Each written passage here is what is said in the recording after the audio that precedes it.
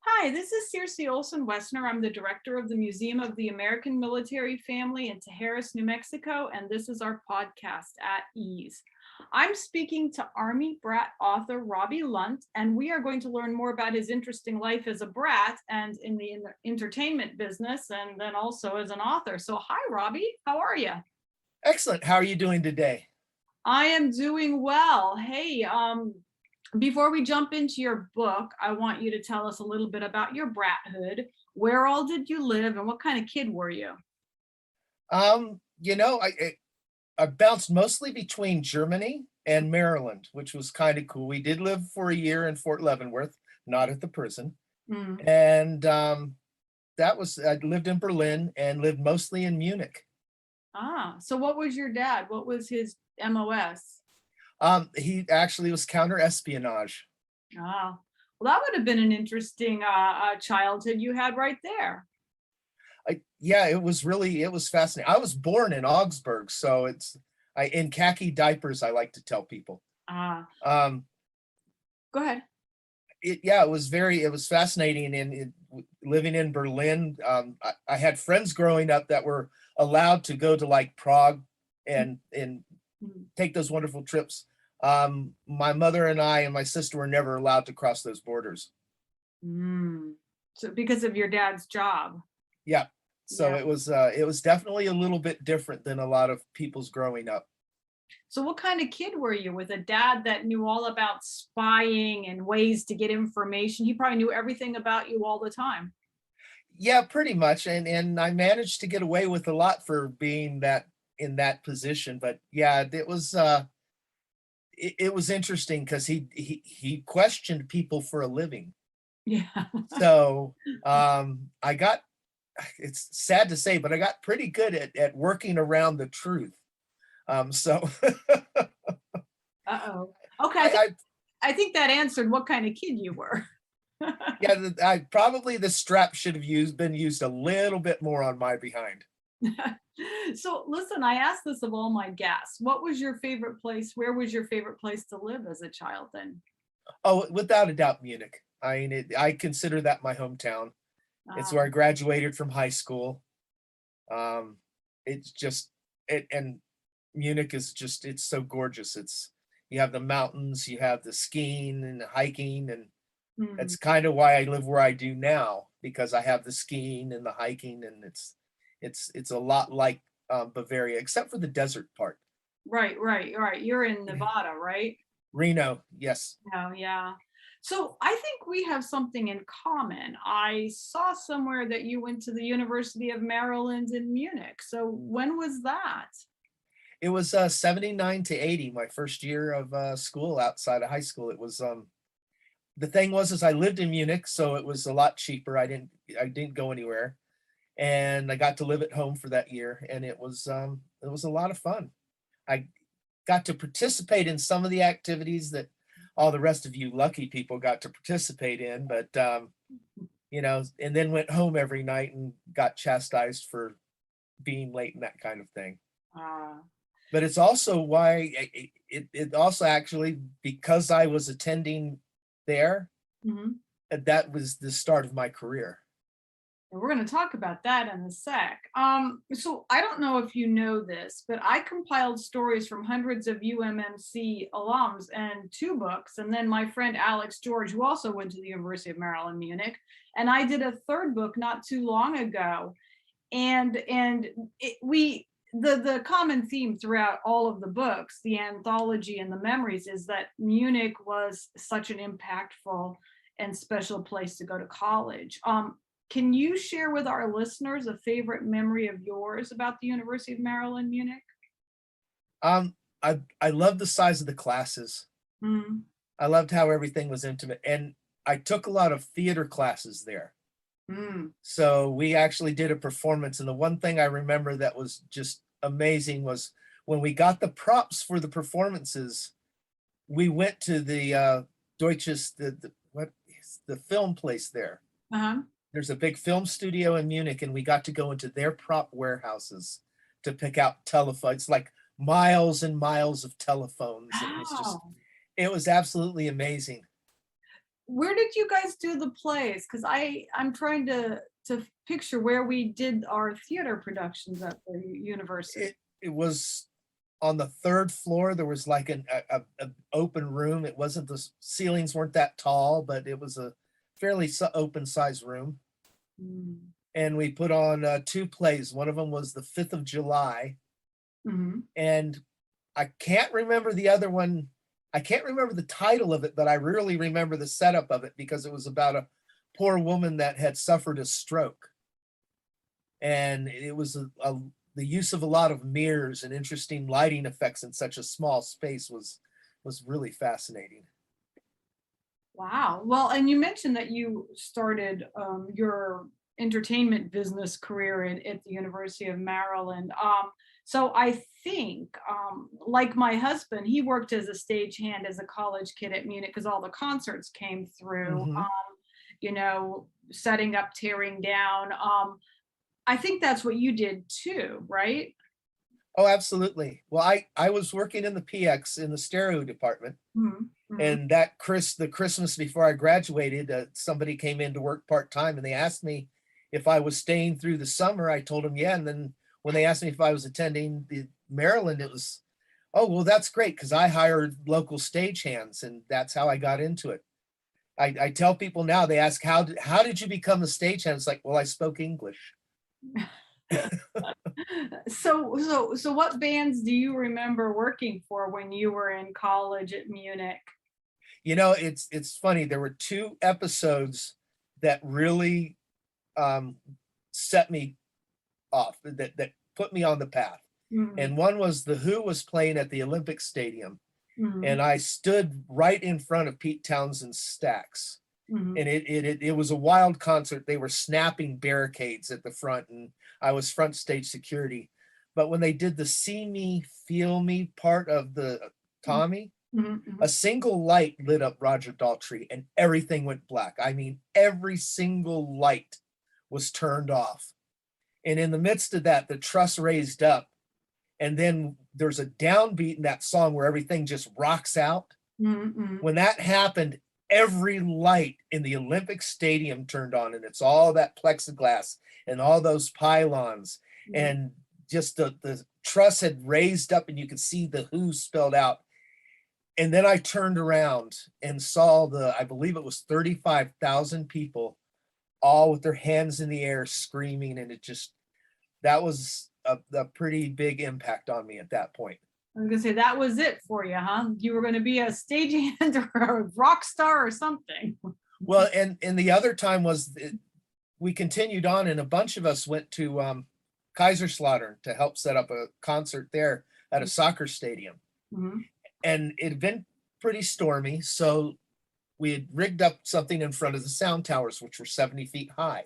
mhm, And somehow the eye bolts on each of the or the grommets on the big tarp they put in front of the sound tower, mhm. they all got tied, and so somebody had to go and cut them loose. And so I went and started climbing this tower, and I went side to side and cut it. And as I got 3/4 of the way up, I started to almost feel this buzz going on, and the sound of the crowd had changed a little bit. And I got higher and higher, and the buzz started getting louder and louder. And I actually realized that the whole crowd was watching me do this. And, and I got to the very end, and I cut one corner and I cut the other corner, and I turned around, and I think this was close to 70,000 people. And I had the knife in my hand, and I just raised it up in the air. When I raised it up in the air, the crowd went nuts. And I just swept it down, and I cut the last tie line. And when the tarp hit the ground, the sound guy, bless his heart, had been watching me. Mhm. And the minute I hit that last rope and it dropped, he just cranked the audio up. The 70,000 people are going, and that was it. So, what was the band? Who was it? It was Fleetwood Mac, Uh-huh. with the special guest was Bob Marley. Oh, wow. And then it was Don McLean, Rock Pile, and the Little River Band. Oh, wow. So it was like an all-day affair. Oh, absolutely. And this was the very beginning of it. It was a lot of fun because we did it in Munich, and then we did it in Kaiserslautern. Oh, wow, very cool, very cool. So unlike my husband, you still work in the entertainment industry. So what do you do now? I spent many years as a lighting guy. Mhm, In mhm. fact, at one point in my career, I was the lighting director for Universal Studios in Orlando. And then when they opened up City Walk, the nightclub area, I was the lighting director there. When I moved out west, that was about 20 years ago. I Mhm, did lighting for a while, but now I've transitioned into I work corporate theater. When people do conventions and they have keynote speakers come in, mhm, I'm mhm. the guy that deals with their videos and their PowerPoints. Oh, that's not Which quite means the same as 70,000 people yelling and cheering for you. you know though, it corporate theater is always paid better Uh, than actually live performance. yeah. And there is something about being in there with the motivational speakers and Mhm. everyone the jazz is still there, that buzz is still there, and when everybody in the room is clapping, it's hell, if there's three people in the room, Mhm. it's still there. So Yeah, no, no, I understand because I worked as a puppeteer one summer and we ooh, went around to all these schools. I mean, and we were mhm. they were crummy puppets and we were having a lot of fun. But the kids, they just, I mean, we were like rock stars. And they would come up and want our autographs and they wanted to talk to us and touch us. And so yeah, it is there. There's a spark and an excitement when you're working with making Mhm. performance. Yeah, yeah. Well, it's making the magic. Yeah, the magic. That's a Disney term, I think. So did you graduate from college with a major in technology? What Well, made what it is I went to Gainesville mhm, mhm, and I majored in technical theater, and then I just started. Florida had an incredible student crew. mhm, So the student crew that I was working with in at the University of Munich, mhm. I transitioned to another crew that was working at that level. When I went there, and they still do, they have the largest student-run pep rally in the world. Anyway, they had their keynote speakers were people like George Burns and Robin Williams and Jay Leno and that kind of level of comedian for just this huge pep rally at homecoming. Wow.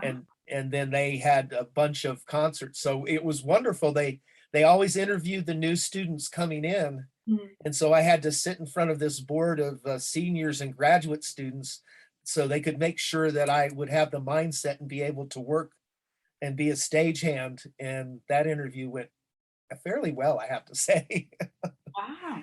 because I just listed off all the bands that I had worked with in Munich, and they're like, "Oh, okay."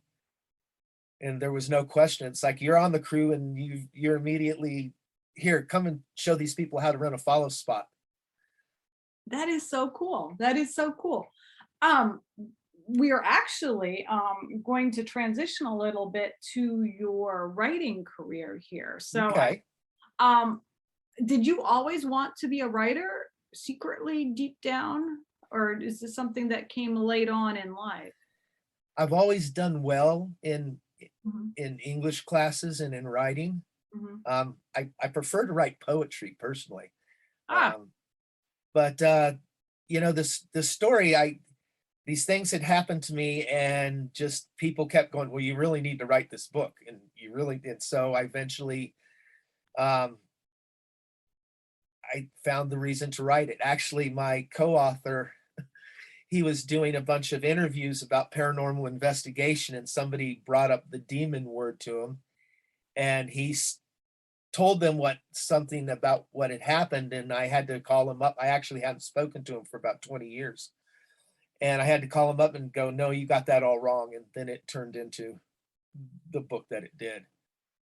well, so yeah, so I was going to say I did a little research on you, and I got the impression that you've been working as a paranormal investigator, and then I think on your website or profile, there was the word arcanologist, arcane. Mhm. What is that? It's actually that's a term that my friends and I have coined. and we searching for the hidden and the things that are kept in the shadows. It's the easiest way for me to describe it is in Kung Fu, there are students and they go and they take lessons from the master, but then the master has the small handful of students that he takes, and they're called closed door students. And they actually learn the real things, the depths of the actual art that most of the students don't learn. Those would be the arcanologists that are following things in Kung Fu. In Judaism, the study of the Kabbalah is the arcane, those deep teaching levels. I study some Tibetan Buddhism, and I study Bon, which is actually the deep levels of the Tibetan Buddhism that still bring in a lot of the shamanism of the indigenous people. So we look for the roots of things. Well, the arcane means the deep, the hidden. Oh, cool. Interesting. So here's an off the wall question I'm just going to throw out to you. So as a writer, what would you choose as your mascot or your avatar or your spirit animal if you were going to pick one? Well, see, because of my path, I actually have spirit guides that are animals, and one of them is a dragonfly. The other one is an owl, and the owl is kind of apropos. It's in a lot of cultures, it's seen as a harbinger of ill, but it's also in our Western cultures, it's seen as a sign of wisdom and learning. Yeah. And I love to. Research is a problem for me because I get lost. I just start digging and going and going and going and going. So I understand the owl, but what about the dragonfly? Dragonflies are amazing warriors. And the time I spent in Florida and the places I liked, they're always in the swamps. And that's the one thing I miss living out here in Reno, is I really miss the swamps in the back places in Florida. Wow. Yeah, there's not a whole lot of swamps in Reno. So I've never talked to a paranormal investigator. I've never talked to anybody who's done this work, but I had a question before we get into your book, and just my own imagination. Are you sympathetic with the spirits that you work with? I don't really do paranormal investigation like you see them when people go in with the meters and all of that, because I don't have to. Okay. I go into a place and I know immediately whether it's haunted or not. And yes, that's one of the things that upsets me with the paranormal investigative teams, is a lot of times they go in and they're being antagonistic. They're trying to rile them up, and there's no reason. It's like, leave the poor people in peace. So yes, I have a lot of sympathy for the beings that are there. Especially because ghosts, that's the other thing is most paranormal investigators put everything into three categories. You have residual hauntings, which is where energy gets trapped, and then if everything's right, that energy will come back out, and if people are sensitive, they'll relive those moments. The other is an interactive haunting, which is a ghost that's actually manifesting in such a way that there's interaction, intelligent. And then there's poltergeists. But there's so much more out there. There's so many more things than those three entities. And so I have a lot of sympathy for a lot of the beings. Absolutely. So how did you get involved in that? I mean, that's a long stretch from, working stage sound and techno. How did you get involved in the first place? Well, it's funny. It's not that far of a stretch, because any theater you work in, I'll guarantee you is haunted. And any stagehands you work with after a long time will have ghost tales to tell you. But for me, there's a Stephen Foster home in northern Florida, Mhm. and they have a bluegrass festival every year. Mhm. And as the lighting guy, I would set my stuff up, and then we would camp out there Mhm. for the week, but I only had to work after dark. Mhm. And one of the video engineers, his wife, started talking to me and telling me the problems she was having at her house. Mhm. And so we had a long talk, and I told her she really needed to get some help. Mhm. And then later on, we I met her a couple months later, and her house had gotten really bad. Mhm. So it was basically, we were trying to figure out what we had to do to help her. Mhm. Now, the thing I find fascinating about it all is I'd always kind of been interested in paranormal. Mhm. And somehow my dad got me my first deck of tarot cards. My dad got me a Ouija board. He always sent me along those lines. And I am pretty sure that he was very familiar with the remote viewing program, if you know what that is. I don't. So The Army and, well, the CIA, but it was a lot of the Army are we set up. allowed to talk about this, or will we be executed? Oh, there's people out that have been on a lot of radio shows that have talked about it. Okay, I just don't want to. Oh, no, I wouldn't do that to you. Thank you. But there's a process that you go through Hmm. where you learn how to be able to remote view things, like sitting in this room and being able to see something at a remote spot. And there are trained officers that know how to do this. Oh wow, that's interesting. Like kind of like hypnosis, sort of, but not really. Well, it would be actually, it's really close, because what you would do is you would put yourself into a hypnotic state Mhm. and then allow your consciousness to travel somewhere else. Oh wow. Well, And that could be a whole program in itself. oh, it's days worth of program. It's a fascinating thing. And in the people that have talked to the public, Mhm. they're pretty dead on. You know, once you learn what you're looking at and learn the process, if you have that talent, you can actually get out there and make those contacts. It's pretty fascinating. In fact, I was watching a program with my wife, and it was on remote viewing, and they went to Fort Meade, and I said, "Remember when I took you there?" And she kind of looked at me, and then they showed the offices where they did, and said, "Remember when I showed you that building?" And she's started scooching away, and then they showed where most of the remote viewers lived on base. Mhm. And Mhm. it's like, "Remember when I told you I lived at the corner right there?" Wow. That's Wow. when she got up and kind of moved away. Moved away. Wow. So I want to talk about your book. You've written a book. It's Mhm. called Demon Street USA, and the whole title is actually called Demon Street USA: The True Story of a Very Haunted House. So please tell our listeners a little bit about the book, and then how you got involved in writing it, and why did it need to be written in the first place? Well, it was a very, we actually touched on it a little bit earlier. And our friend, when I saw her again and we started talking about what was happening in her house, I told her originally that she needed to move out. And when I saw her several months later, she told me that night she had moved out.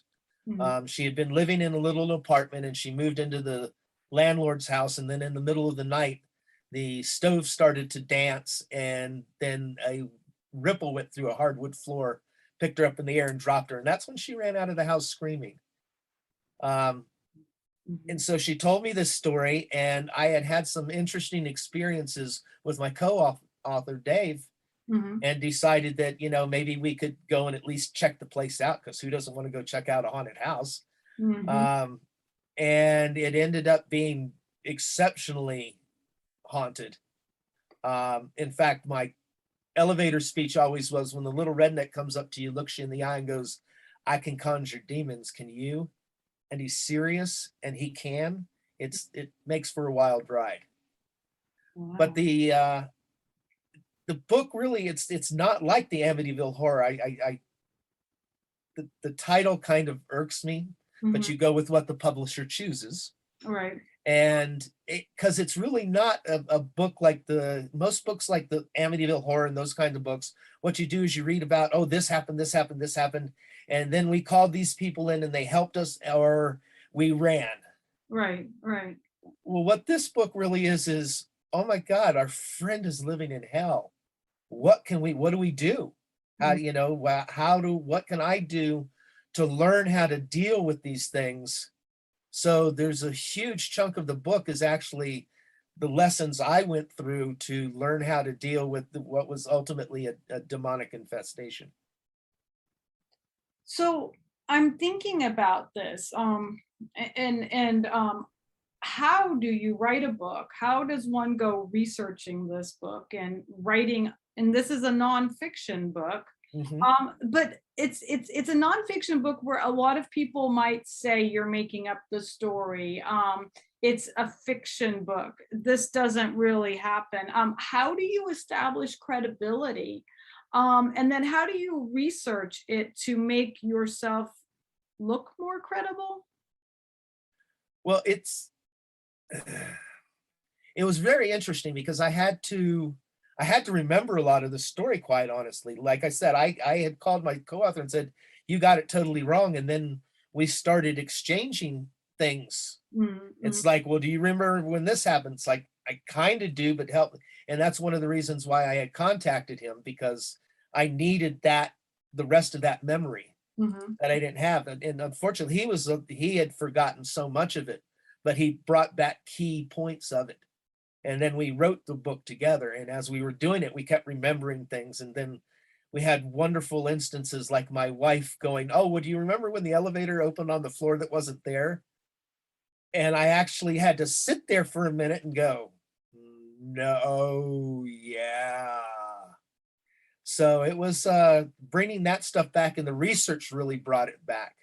I, it's funny because when we were dealing with it originally, Mm-hmm. I had to do the research the old fashioned way. I had to go into courthouses and dig through, plat lines and do all kinds of hardcore look at microfiche for hours and hours and hours. Mm-hmm. And when I redid the research, because I wanted to make sure that I was correct on everything, oh, the internet's a wonderful tool. I mean, and the internet answered questions too. Like the gentleman's grandfather, it was really weird how I couldn't find any information on him, yet he was one of the largest landowners in an adjacent county. And I found how he was a very powerful man. And it was only through the most recent research that I also found out there was a town Mm-hmm. there in North Florida that from 1912 to 1938, the town's on the map. And after 1938, there's no town there anymore. Yeah, I did some research on when before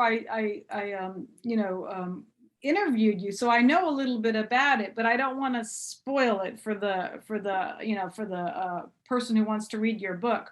Right. I did interview somebody just this morning who's also he's a memoirist, and he said flat out that memories are lies. He remembered this exact incident, and then his brother said, no, it wasn't quite like that. So yeah, you do have to do your due diligence and Mhm. verify. So you mentioned a co-author, David Roundtree. Um, Yep.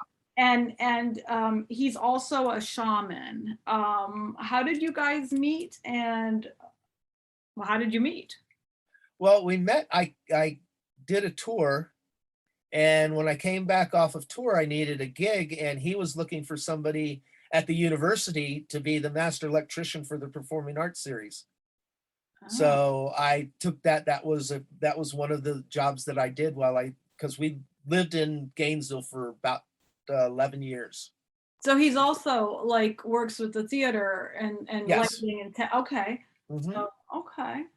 Well, the theater draws people that are different. Well, creative for sure. Exactly. And so you find that a lot of people that work in this industry are definitely believers in the paranormal.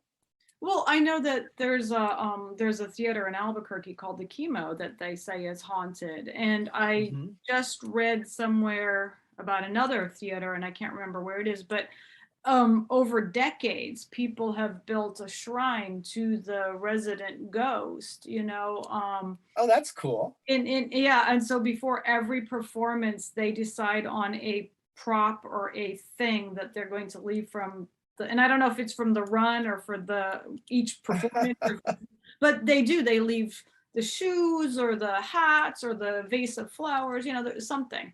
So Oh, they that's awesome. so they leave it for and so it's been made into quite a shrine over the decades, I guess, the years. I'm terrible with exact details, but the concept was really Right. interesting. Yeah.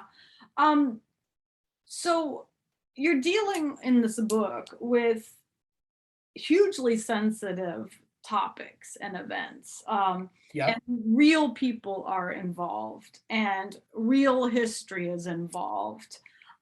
So what do you owe privacy wise or historically accuracy wise to the people that are mentioned in the book? The people that I'm still in contact with, I actually personally called each of them and went as far as to go, do I use your name? Do you want me? I allowed several people to actually choose their pseudonym. Okay. All right. The people I couldn't get in contact with, well, everybody's name was changed for the most part. And we tried to keep it very, there was a lot of things that happened that didn't make the book because we wanted to keep at least a level of decorum. Yeah. Interesting. I wanted to be very careful. Well, I think that's a dilemma we all have, especially when we're dealing with memoirs. You think about it. So this person was kind of a jerk in the book, for example, the book you're writing. Like if I were writing a book, do I really want to include them in there? Is it important to the story, or do I want to make it kinder? Or so there's a dilemma, and so there's a responsibility to tell the truth, but not Right. dwell on the negative or the bizarre. And so you do want to be courteous. I guess respectful is the word I was looking at. So what did you learn most about yourself as you were writing this particular book? Learned I actually like to write. was very interesting. Your English teachers will be proud of you. I mean, we did 13 revisions of the book before we went to sell it. Wow. So, and then we had to do the revisions for the publisher, which was a whole nother thing. It's interesting, not so much in the writing of the book, but I don't want to say fallout, but the ramifications of the book being published. I learned a whole lot of things that I had wished that I had known then that I know now. Well, that hindsight is 2020, huh? Absolutely. And then back when this all happened in 1985. And back in those days, there weren't any paranormal investigative groups. There really was nobody to go to other than the books and research. And Dave had a background. I really didn't have a background other than I had been studying things for my whole life, pretty much. So I'm listening, and so what I'm hearing is that you actually didn't self-publish. You had a publisher, you had an agent, you did traditional publishing for this. Didn't get an agent, and I really wanted to go traditional, and so we went ahead and submitted it to the publisher directly. And it was funny, we were in the process of submitting it, and my co-author Dave had a paranormal investigative group up in New Jersey, and he was at one of these conventions, and a publisher came up to him and said, "Man, I love the way you talk. Do you have a book?" And immediately gave him my phone number, and I had the whole packet ready to send them. But the cool thing, and the thing that really made me feel good about it, is 2 months after we'd signed the contract with New Page Books, Llewellyn called me and asked me if the project was still available. So I had the #1 publisher of esoteric books in the world asked me if the project was, and I got to say no. How many people get to say no to a publisher? I know, and especially Llewellyn. Even I have books published by Llewellyn. Wow. In hindsight, would it have been greater to have gone with Llewellyn? Or are you allowed to say that? No, I'm very happy. That was, what did I learn? I learned the whole submission process. Oh, wow. Talk about arcane. My one suggestion to any author out there is queryshark.com. Shark.com? Query. Oh, query shark. Shark.com. What is that? It's a woman she's an agent at one of the top firms in New York. And what you can do is you can send her your query letter and she will absolutely destroy it. And then you can redo it and you can send it to her again. And you can continue to send her the query letter until she goes, I'd look at the book. And then you have a winner of a query letter. That's really great because, that is like no publisher anymore takes anything unless you have either an agent or a good query letter or whatever. So that's a really good thing. I actually wrote a novel years ago, right when I was out of college. And I wrote a really good query letter because I had like every major publishing company say, oh, we'd love to see the book. Then they all saw the book and they said, oh, it really sucks. They didn't say it quite like that, but they meant it. So at least I had the query letter done right. But unfortunately, the novel never got published. It never left my, the ego packed it far away. So, but for a few exciting moments, I had publishers wanting to see my manuscript. But it was based on a good query letter. So this woman, this service, does she do that for free or do you pay her? Oh yeah, no, it's free. Wow. And what I did, now she doesn't do it for my genre, but I read every single one she did and watched how they worked it and watched how she would just trim it down to what it needed. So I had a one-page query letter that I was very, very happy with. And so, yeah, the minute I sent the packet to the publisher, it's like, oh yeah, we'll go. Wow, that's awesome. But you have that art though. I tell you what, and what I've learned is that's so much of being an author. Well, I would say that it was probably dumb luck because I was 19 or 20. It might have been an off month. There was nobody else submitting manuscripts. I'm sure that's what it was. It was like one of those months where nothing was happening. So Circe is going to write this great letter. I don't know. You've done the proper thing though. You put it on the shelf. See, now is when you want to bring it back out and go, and then you can fix all that. I actually started looking at it again, and I thought that's on my list to do this year, 20 years later, but so much has changed in the world. So I'm thinking about it, but I'm quite content just podcasting at the present moment. But I wanted to ask you another question. So you do paranormal work and we've talked a little bit about it. Does having a particular religious faith play into your decision to do this work? And do your experiences and your work with the paranormal, does it strengthen or weaken your belief in God? Wow, that's a good one. I was going to say that's why I'm not writing novels anymore because I'm just thinking of questions. The thing is I'm not a very religious person. In fact, there was a period in my life where I really had nothing but contempt for organized religion. I've totally 180'd on that because the Buddha says there are 83,000 paths to enlightenment. You just got to find the one that's best for you. Right. And I'm more along those lines. My spiritual beliefs, on the other hand, yes, play a tremendous part in what I do. But I've been very, very lucky with my teachers. One of my teachers right now is The Way of Nature, and it's John Milton. And what we do is we go out and do retreats, take people out. When I did my personal one, it was 7 days alone in the Chiricahua Mountains. Wow. And it's so, yeah, my spirituality plays a huge part in it. And definitely God is such an interesting concept. Because no, I don't believe in the guy sitting on a throne in a beard and that kind of thing.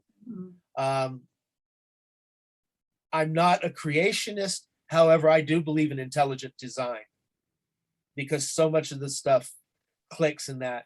And I fully and absolutely believe in the angels and their fallen brethren, because those who that's the beings I work the most with. On the other hand, everybody has their own reality. Right. Well, so well, but you know, I think I hear you saying though that you believe in divine something. Oh, absolutely. Yeah. Oh, absolutely. Yeah.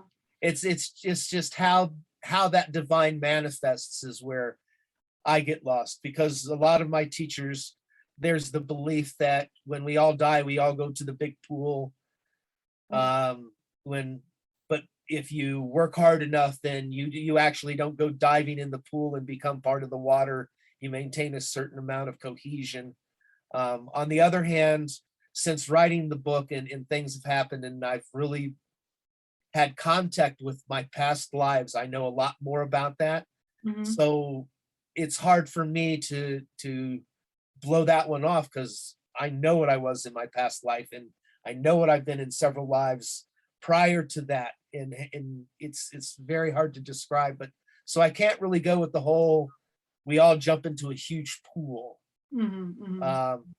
My thought process for the longest time was, well, yeah, that's what happens. And that's why you have bits and pieces of memory, because it's all of that soul, basically God is there, and he mixes you up and he goes, okay, here, let's learn some more stuff, and throws you back out there with bits and pieces. And then some people have a stronger cohesion to a wholeness of themselves than others, yet we still go back to the source, because in reality we all are part of the source. That's a lot to unwrap. That's really so I'm going to ask you this, because you are a brat. You grew up in different parts of the world and you were exposed to different cultures and you know, probably religions and all that. Do you think your being a brat made you more aware, more tolerant, more open to other, because I mean, you talked about the Kabbalah, you talked about Buddhism, you talked about, you know, different things. Were you more, do you think your brat upbringing and experiences made you more open to paranormal and different paths? Oh, without a doubt, because if my father had not been in the military, I would have probably been born and raised in Utah as a Mormon. Okay. But my father joined the military, and there was our library around the house. There were books everywhere, always. So I've always been exposed to the books. That was the hardest part of being a brat, was giving up my books. I didn't care about any of the rest of it, but giving up my books, that was horrible. Yeah. Well, I'm a little bit of a bookaholic myself. Just moved here. My husband and I just moved here on a temporary assignment, and I packed, I don't know, maybe 3,000 pounds of books, you know? I mean, we had 2 moving trucks. All the neighbors in the whole neighborhood were looking at us like, you're only here for a temporary, you're never going to get it all in the house, but I did.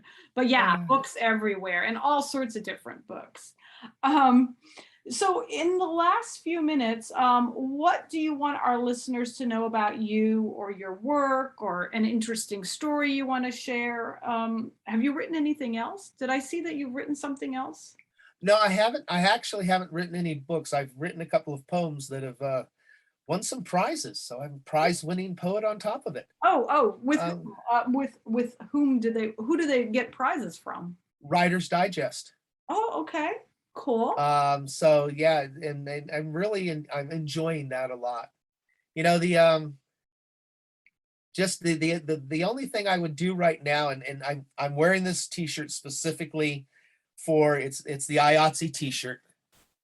Okay. It's the people that are working in Hollywood, Uh-huh. and that it's go out, see a concert, support those artists, don't ask for the free passes. And it's funny, for the longest time I would always take music from people, and I would always borrow books from people, and now that I'm an author, I don't borrow books anymore. I Right. only buy the books, and I only if I hear a song and I really like it and I download it, I pay for it. So Right. pay those local artists because they are needing the money right now. Right, especially right now. Yeah. Yeah. No, people don't it's a hard thing because you want to buy your books and get a good cheap price for them, but yet they don't Mhm. realize that if you buy a used book, they're not getting the royalty to the person, who wrote it, or it may be a very diluted royalty. So yeah. Need to Well, my heart is torn apart because I grew up in the library. I love libraries. That I half lived in one growing up, and now I don't want them to have my book because then people won't buy it. uh, Yeah, well, that's a hard thing. At least they're checking it out, though. Now, What would be worse is if your book stayed on the shelf for a decade and nobody looked at it. that's very true. Now, the one thing from a Brat point of view that I have to say Uh-huh. is when I was growing up Uh-huh. and we would go and like stay at my grandparents' house, and I'd play with the kids across the street, and they'd talk about being in the same class in the same school, and I grew up jealous of those kids. Mhm. Mhm. Mhm. And now that I'm here, Mhm. oh no, I had the upbringing. We had the upbringing, all of us Mhm. that were so blessed to be born into the service and grow up in the service. And I Right. think, that's what happens to brats. Mhm. Brats either become very gung ho and go right back into it, Mhm. or they turn into long haired hippies like me. But the one thing we never lose, though, is the fact that we appreciate the life we had. Mhm. And no matter what happens, no matter what any of the politics are, Mhm. brats are always number one Mhm. patriotic over everything else. Mhm. Mhm. Mhm. Mhm. But I have to get on that brat box because I'm so blessed to have grown up this way. Well, no, you're right, and I think that is a common theme with brats. So I don't know if you know this, but Dodia, which is the school system, turned Mhm. 75 this year. Really? Yeah, it started in 46 and it's Okay. 75 years. And when it started, nobody knew, how long it would last. It was there Mhm. for the military, knew how long the military was going to be overseas. So you went to Munich High School. Any other DoD schools?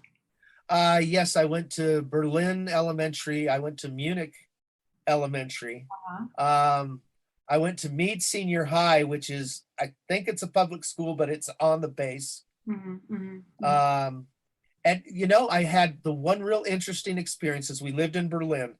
I mhm, started off at the elementary school there, mhm. and then for my fifth grade year, I went to the John F. Kennedy Schule. Are you familiar with that? No, it sounds like it's a German school though. It's a German American school. Ah, The first day you go to class, everything is taught in English. The uh-huh. next day you go to class, everything is taught in German. And it just rotates like that with an hour each day where I would go for where the German kids would go for their English class, I would go and get a recap of what was taught the day before and vice versa. Interesting. So yeah, it was a very immersive school. And that was one of the most fascinating places I went, and it wasn't one of the DoD schools. But it's interesting. That is so interesting. So are you bilingual, German, English? I used to be, but you lose those things. You lose those things. Well, so where can people find your book? We have to wrap it up because we're going down a rabbit hole, and I would love to continue, but we're going down that, and we got to stay focused. So I wanted to talk about your books today. So that's what we're going to talk about. Where can they find them? Your book, is it Well, in your Bar- website? Barnes and Noble, Okay. Amazon, Okay. and you can get it as either the covered book or ebook. Okay. So it's both ebook and Yes. okay, good. I can put a link to your website if you have one, and definitely to the book. I can. No, I do most of my stuff through Facebook. Okay. All right. Well, if you can, I will link to whatever you send me, and I'll put it at the bottom of the podcast. Excellent. All right. Excellent. Well, in the last couple of seconds left, do you have anything else you'd like our listeners to know about you, your life, etc.? No, I really appreciate this, and I appreciate what you're doing. It's good to get the Brat stories out there. Yeah, well, they're all different, there's a lot of commonality, but then your experiences are so different than another Brat's, but yet you're all related, it's Oh very, yeah.